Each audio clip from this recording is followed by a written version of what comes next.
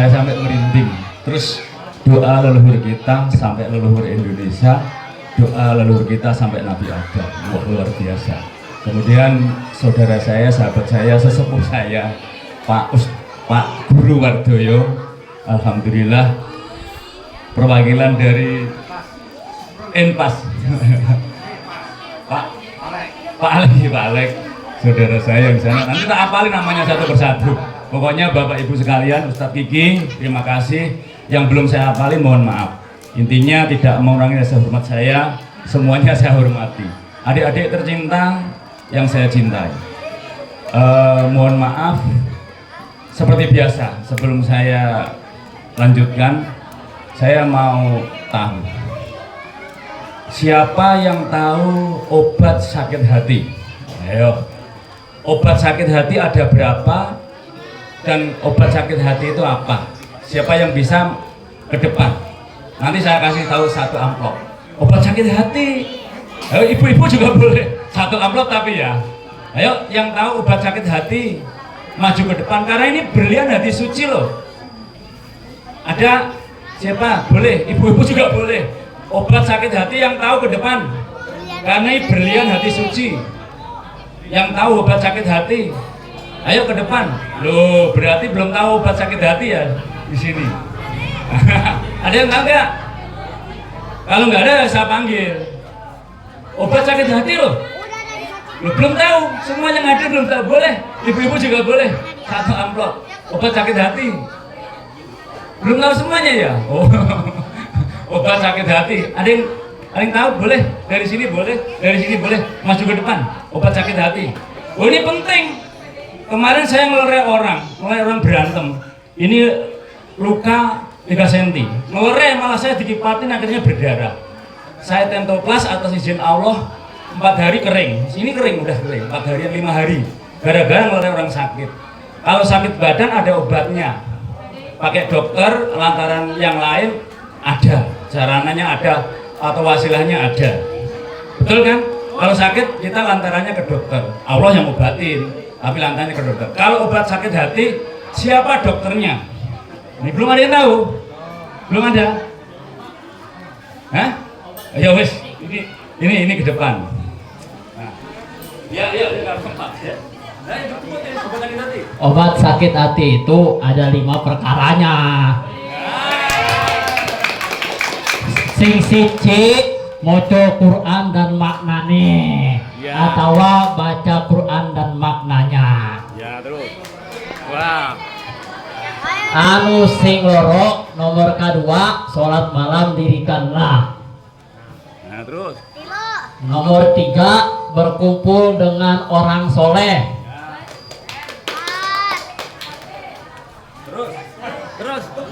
Terus. Nah, terus apa? Apa? Ayo. Oh, nggak dapat amplop nanti. Nomor 4.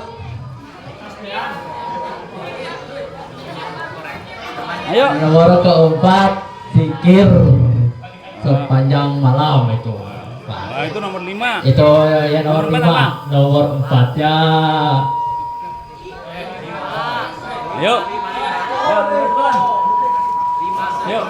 Ayo cepetan. Nomor 4-nya puasa. Nomor 4-nya puasa. Nomor 5 zikir. Oke. Iya, matur nuwun. Iya. Jadi kalau begini ini nggak sopan ya adik-adik ya. Kalau sopan itu seperti ini, tapi ya saking sopannya seperti menjaga barangnya sendiri. Orang itu kalau sopan, permisi, betul enggak? Tapi bukan menjaga barang yang memang harus dijaga barang kita itu, gitu. Maksudnya begitu. Jadi ini penting saudaraku. Loh, di sini semua obat sakit hati kita pakai hati, belum tahu obatnya. Kalau sakit fisik datangnya ke dokter atau obat. Tapi kalau sakit hati, siapa yang obatin?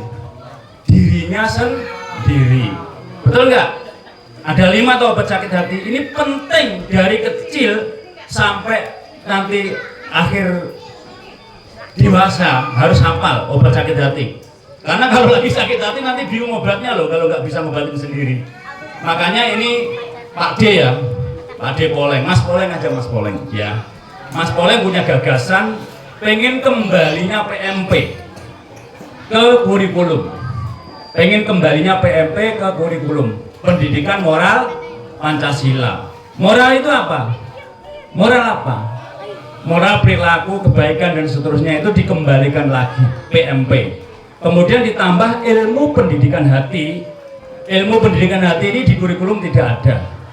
Maka pengennya Mas Poleng nanti di kurikulum itu ada ilmu pendidikan hati. Sesuai dengan judulnya Yayasan Brilian Hati Suci. Makanya adik-adik ingat-ingat, aku harus kenal hatiku. Betul nggak? Aku harus kenal hatiku. Hati bapak, hati ibu, hati adik, hati kakak nanti harus dikenali. Ini yang penting hati dulu aja. Hati-hati jalan lagi diperbaiki. Betul nggak? Ada nggak? Pikir-pikir jalan lagi diperbaiki. Nggak ada toh? Hati-hati kalau naik sepeda. Hati-hati kalau makan, hati-hati kalau ngomong, hati-hati kalau duduk. Berarti pakai hati. Penting pakai hati. Kalau nggak hati-hati jatuh. Berarti kalau pengen selamat dari adik-adik sampai ibu-ibu harus mengedepankan hati. Ini sedikit cepet waktunya nggak banyak. Ada 5 tadi obat sakit hati. Pertama baca Al-Quran, angen-angen lafaz mananya. Jadi baca Al-Quran itu harus diangen-angen lafaz mananya. Bener nggak kita? Iya karena budu wa iya karena stain. Saya menyembah kepadamu ya Allah dan saya minta pertolongan kepadamu ya Allah. Dalam keseharian kalau kita masih ngeluh berarti belum minta tolong sama Gusti Allah. Qul huwallahu ahad Allahus samad. Katakanlah Tuhan itu satu, Tuhan tempat bergantung.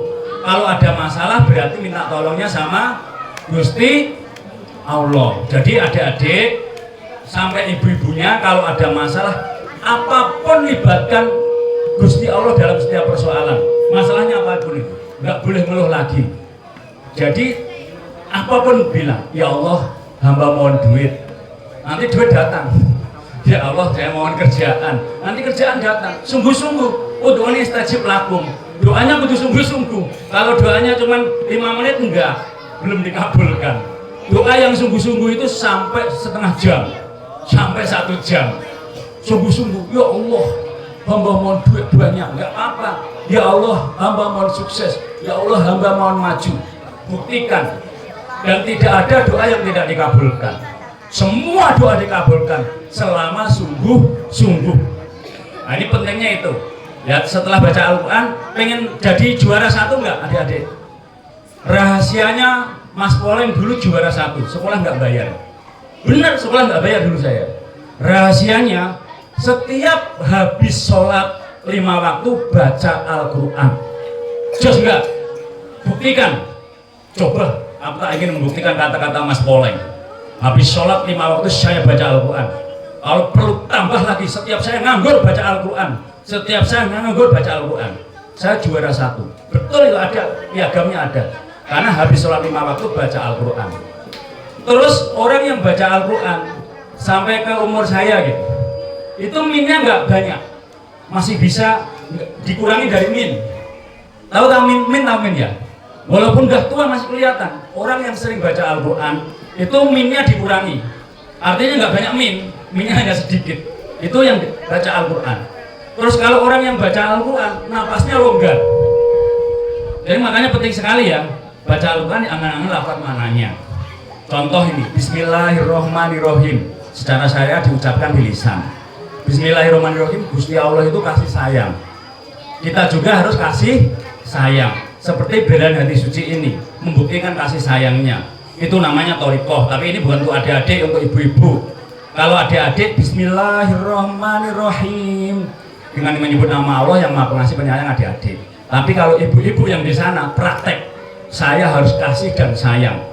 Hakikatnya manusia diciptakan memang harus kasih dan sayang. Makrifatnya untuk ibu-ibu, Gusti Allah itu Maha Pengasih dan Penyayang. Kalau kita kasih sayang, dekat dengan Gusti Allah. Kalau kita sabar, dekat dengan yang Maha Sabar. Kalau kita ikhlas, dekat yang Maha Ikhlas. Kalau kita baik, dekat yang Maha Baik. Jadi dari dirinya sendiri.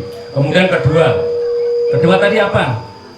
Sholat malam, tahajud. Kalau misalnya nggak tahajud ya apapun, yang penting sholat sunat malam itu melek. Melek itu bukan hanya melek lahirnya, batinnya juga melek. Untuk ibu-ibu, pokoknya ibu-ibu PR-nya ini. Jadi melek lahir dan batin. Kalau malam berdoa sungguh-sungguh karena malam itu hening. Kalau hening, busuk bisa sampai ke Allah. Kemudian yang ketiga, orang yang baik kau dekati. Jadi belajarlah dengan orang-orang baik. Adik-adik harus banyak belajar ya. Kalau adik-adik banyak belajar nanti jadinya pinter. Orang yang berilmu itu naik derajat. Rumusnya ini, adik-adik harus banyak belajar dari 1.000.000 guru kurang. Hebat enggak? 1.000.000 guru kurang.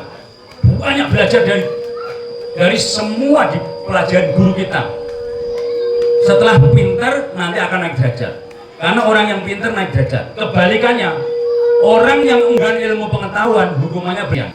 Jadi harus pinter, harus hebat, harus di sini harus hebat, di sini harus hebat. Tapi yang hebatin Allah. Nanti kalau sudah pinter, yang minterin Allah bukan kita. Tapi dari sekarang adik-adik rumusnya harus belajar dan belajar. Karena dunia ini dikuasai orang-orang pinter dan mengerti. Pinter itu di pikiran, mengerti itu di hati. Pinter itu adik-adik, mengerti itu ibu-ibu. Karena mengerti itu adanya di hati. Ngerti, tengerin yang hati. Pasti pas di hati. Betul toh? Gusti bagus yang hati. Jadi kalau mau gugus di Allah harus bagus hatinya. Seperti belian hati suci ini. Dan seterusnya nanti terlalu panjang. Keempatnya sering-sering berpuasa. Segala macam penyakit itu datangnya dari perut. Segala macam penyakit datangnya dari perut. Maka berpuasalah. Orang-orang yang sering berpuasa pasti sehat. Kalau Mas Poleng makannya setengah. Dulu waktu seperti adik-adik ini makannya 2 piring. Makannya 2 piring waktu kecil kayak gini. Tapi sekarang makannya setengah piring. Udah jajan jangan makan malam. Maka rumusnya sering-sering berpuasa. Orang-orang yang sering berpuasa itu pikirannya jernih, hatinya jernih. Setuju? Yang kelima, zikir yang malam yang lama, bukan hanya malam. Jadi adik-adik nggak apa-apa mulai sekarang. Bismillahirrahmanirrahim. Subhanallah, alhamdulillah, Allahu Akbar. Daripada ngomong yang tidak baik, mendingan sama-sama terbukanya buat berzikir. Yang udah dikasih la ilaha illallah boleh, bismillahirrahmanirrahim boleh. Betul kan? Daripada buat ngomongin yang jelek negatif mendingan subhanallah, alhamdulillah, Allahu Akbar. Kalau yang gede ini, saya dulu SMP itu udah pakai nafas, yang udah gede-gede. Subhanallah, alhamdulillah, Allahu Akbar, subhanallah, alhamdulillah, Allahu Akbar. Itu saya waktu SMP. Kemudian untuk ibu-ibu, zikirnya bukan hanya di lisan, zikirnya di dalam hati dan pikiran. Untuk ibu-ibu di dalam hatinya, tiap detik, ya Allah, ya Allah, ya Allah, ya Allah. Setiap sedih langsung berzikir. Fala bi dzikri tatmainul qulub. Dengan zikir hati akan jadi tenang. Jadi bila waktu mengeluh ada masalah langsung eling Gusti Allah. Pasti tenang.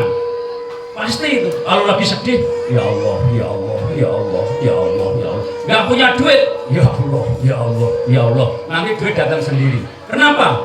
Orang yang mengarahkan pikiran dan hatinya ke Gusti Allah, dunia akan melayani. Siapa yang tujuan hidupnya ke Gusti Allah, kiranya mengarah ke Allah, hatinya mengarah ke Allah, mengarah ke Gusti Allah, dunia akan melayani. Setuju? Setuju. Mindset is pray, pola pikir adalah doa. Tutupan ini, tutup. Adik-adik pikirannya, ucapannya harus positif. Karena kata adalah doa. Pikirannya harus positif, karena pikiran adalah doa. Untuk ibu-ibu, hatinya harus positif. Jangan ada ganjil, jangan ada negatif, jangan ada syirik, iri, dengki, takabur, sombong, serakah, amarah, membenci, memaki, dan seterusnya jangan ada. Bersih hati, bersih pikiran, bersih ucapan, bersih gerakan. Kalau nulis itu bersih tulisannya. Jadi semuanya positif, bersih.